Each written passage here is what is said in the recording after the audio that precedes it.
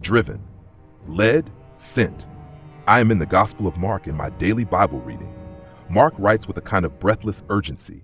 One of the most noticeable features of his gospel is how quickly everything moves.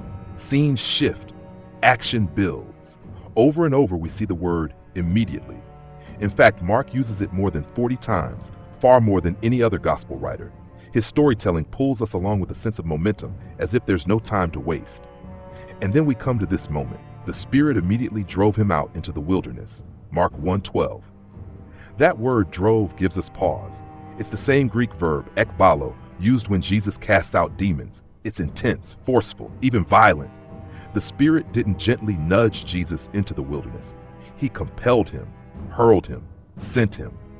But when we turn to Matthew and Luke, the tone changes. Then Jesus was led up by the Spirit into the wilderness to be tempted by the devil.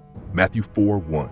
And Jesus, full of the Holy Spirit, returned from the Jordan and was led by the Spirit in the wilderness. Luke 4:1. Led, guided, carried along. So which is it? Was Jesus driven or was he led? Yes. Mark wants us to feel the urgency. The same Spirit who descended like a dove doesn't let Jesus linger at the water's edge. Immediately, he is driven into the desert, into enemy territory, into the fire of testing. There's no delay because the battle begins now. That message would hit home for Mark's audience in Rome. Believers who were themselves being driven from homes, jobs, and even life itself for the sake of Christ. Matthew and Luke show us a different side, the gentleness of the Spirit's hand. Jesus wasn't thrown to the wolves. He wasn't abandoned to suffering. He was led, step by the same Spirit, not just into the wilderness, but through it. And both are true. The Spirit may drive us into seasons we would never choose, and yet he also leads us through those seasons with tender presence, force and comfort, urgency and companionship. This is the gift for us. When we find ourselves in a wilderness, it isn't aimless wandering. The same Spirit who thrust Jesus into the desert also walked with him through it.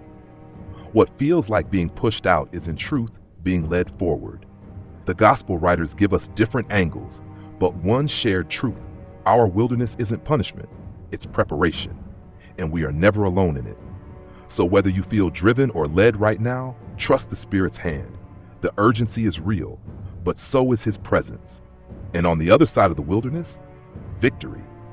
Where do you feel the Spirit's pressure in your life right now? Like you've been pushed out when maybe you're actually being led forward? I'd love to hear your reflections in the comments.